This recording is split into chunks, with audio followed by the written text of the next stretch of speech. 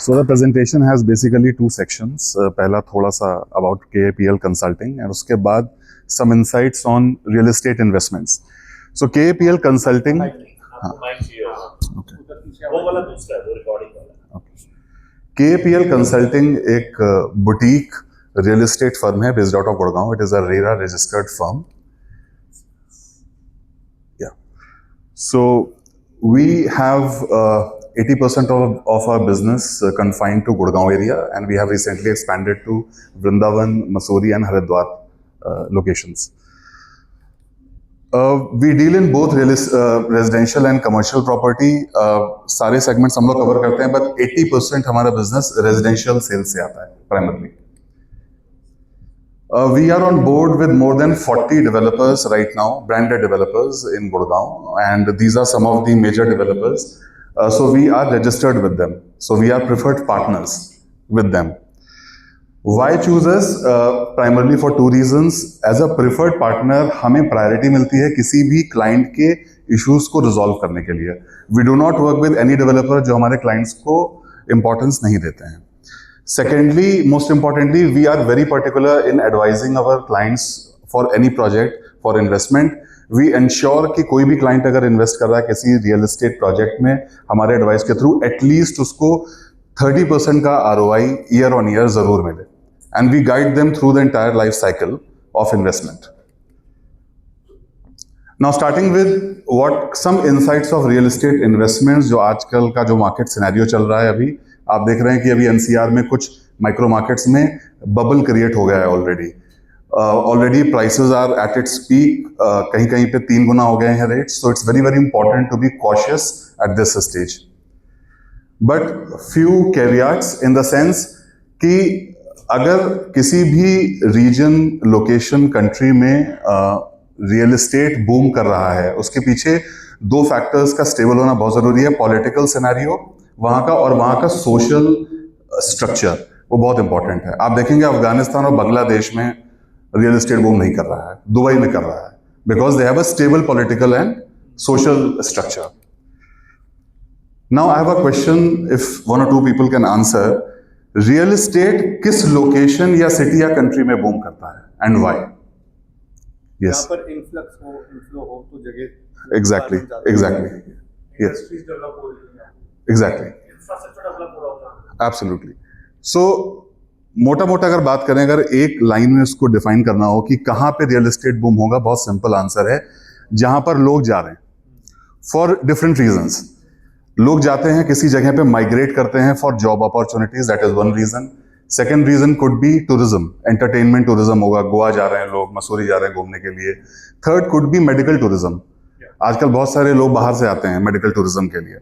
तो और business opportunity of course. तो किस तरह का इन्फ्लक्स एक लोकेशन पे आ रहा है इस पे बहुत डिपेंड करता है कि वहां पे क्या चीज बिकेगी. अब क्या हुआ है, अगर आप लोग देखें एनसीआर में, Faridabad is one of the first industrial capital of India, लेकिन वो उतना ग्रो नहीं किया. गुड़गांव बहुत आगे निकल गया. रीजन, जहां पे इंडस्ट्रियल डेवलपमेंट आती है वहां पे 85% माइग्रेशन ब्लू कॉलर जॉब्स का होता है. वहां पे कॉर्पोरेट सेटअप होता नहीं है, हाई इनकम पेड जॉब्स होती नहीं है. तो क्या होता है, लोगों की परचेजिंग कैपेसिटी नहीं होती है, तो वहां पे रियल एस्टेट बूम करने की पॉसिबिलिटी कम होती है. सेम हाइप अभी क्रिएट हुआ था बीच में 2-3 साल के लिए खरखोदा में, near Sonipat, if you know. वहां पे मारुति का नया प्लांट स्टार्ट हुआ है. वहां पे लैंड रेट्स 10 करोड़ पर एकड़ चले गए हैं, विच मीन्स अगर मैं उसको बैक कैलकुलेट करूं, वहां पे 2 BHK कम से कम मिनिमम वायबिलिटी के साथ 85 लाख का आएगा.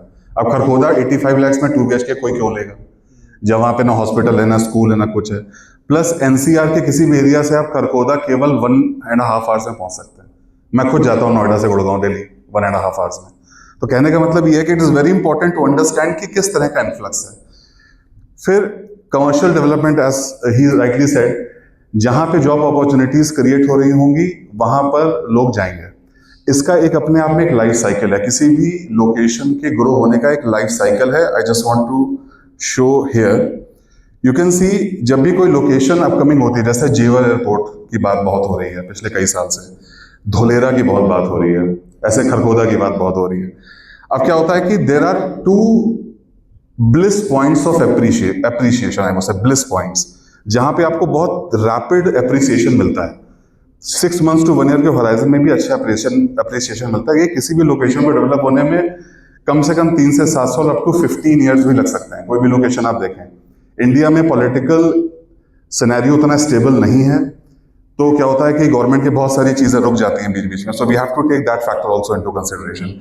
तो अगर कोई लोकेशन नई अनाउंस होती है कहीं पर भी कि यहाँ पर अभी ये आने वाला है, तो इनिशियल 1 to 2 ईयर्स में बहुत जंप आपको मिलेगा, उसके बाद एकदम स्टैग्नेशन हो जाएगा। क्योंकि किसी ना किसी वजह से धोलेरा में भी सेम चीज हुई, जेवर में भी सेम चीज हो रही है, right.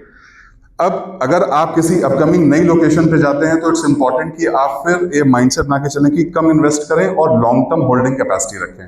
It could be extend up to 10 years. आज अगर आपने किसी ने धोलेरा में, आपके किसी नॉन ने धोलेरा में इन्वेस्ट किया है, तो उससे पूछिए, वो कहेगा कि मैंने 5,000 में लिया था, अभी 15,000 का हो गया, लेकिन बेच के दिखाओ 10,000 में नहीं बिकेगा।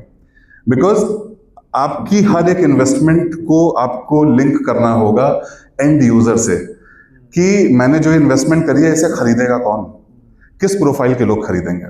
तो it is very important to map your investment with the end user. It's very very important. फिर एक ब्लिस पॉइंट आता है जब कहीं पे कोई चीज ऑलमोस्ट कंप्लीट होने वाली होती है। जैसे मान लीजिए कि अभी जब एयरपोर्ट ऑलमोस्ट ऑपरेशनल होने वाला शुरू हो जाएगा, मूवमेंट शुरू होगी, हैबिटेशन शुरू होगी, तो क्या होगा कि वहां पर एक और जंप आएगा। इस तरह से एक साइकिल चलता रहता है। लोगों के माइग्रेशन को ऑब्जर्व करना इंपॉर्टेंट है किसी भी लोकेशन पे। अगर वहां पे इन्फ्लक्स बढ़ रहा है, there will be definite growth. अब इसी तरीके से खरखोदा का भी मैंने एग्जांपल दिया था।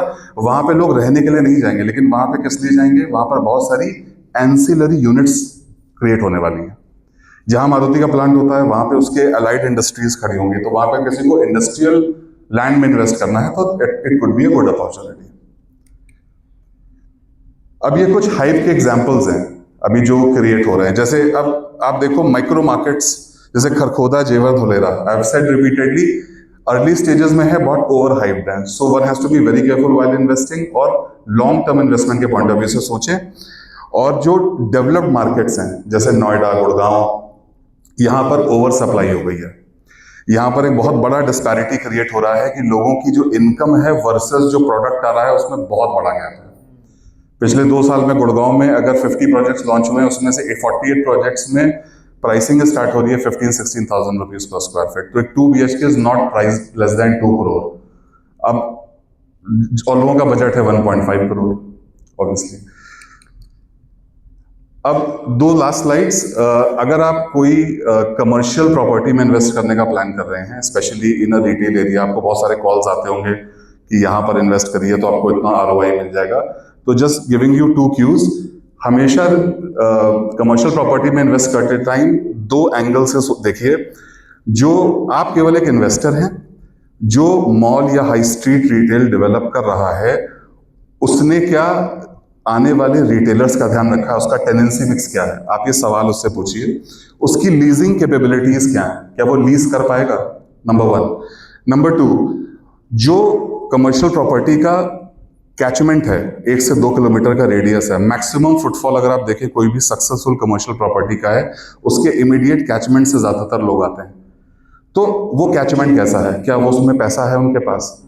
3rd, प्रोजेक्ट की USP मैटर करती है, क्योंकि अगर आपको याद हो, गुड़गांव में एम्बियंस मॉल है, एक टाइम पर वो डेस्टिनेशन मॉल हुआ करता था। अगर कोई ऐसी यूनिक प्रोपोजिशन ऑफर हो रही है जहां से लोग 20-30 किलोमीटर से भी ट्रैवल करके उसको आके विजिट कर रहे हैं, तो ये भी मैटर करता है। तो एक ये हो गया।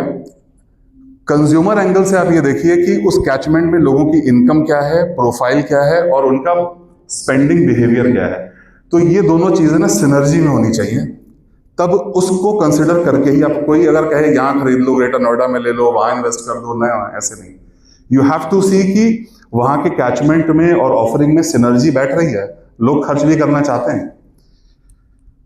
फिर I will skip this 1 point on this slide. कोई भी रेजिडेंशियल इन्वेस्टमेंट करने से पहले उसके अप्रूवल लेवल्स 3 लेवल पे होते हैं। कोई भी प्रॉपर्टी आप कर रहे हैं, या तो वो प्रॉपर्टी रेरा अप्रूव होनी चाहिए, या अगर आप कोई प्लॉट ले रहे हैं तो वो सेक्शन 143 के अंडर अप्रूव होना चाहिए। इसको R जोन बोलते हैं। शिवम गुप्ता जी का जो वृंदावन वाला प्रोजेक्ट है, वो सेक्शन 149 CLU करा रखा है, चेक द पेपर्स, और इनके सारे पेपर्स भूलेख करके एक साइट है, उसमें अपडेटेड भी हैं। So it's a legitimate product. फिर टाउन एंड कंट्री प्लानिंग से अप्रूव होना चाहिए कोई भी नक्शा, वरना लोन नहीं मिलेगा। तो अगर आप कोई बिल्डर फ्लोर ले रहे हैं, कुछ ले रहे हैं, तो वो अप्रूव होना चाहिए लोकल अथॉरिटी से। कहीं कहीं किसी केसेस में ग्राम पंचायत भी अप्रूवल अथॉरिटी होती है।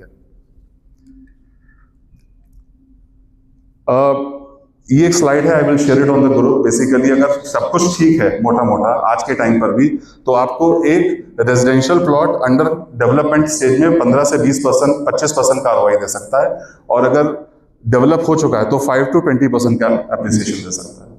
Same is with your residential apartment. A good residential apartment rightly priced 15 to 25% appreciation under construction, और ready to move 5 to 20%।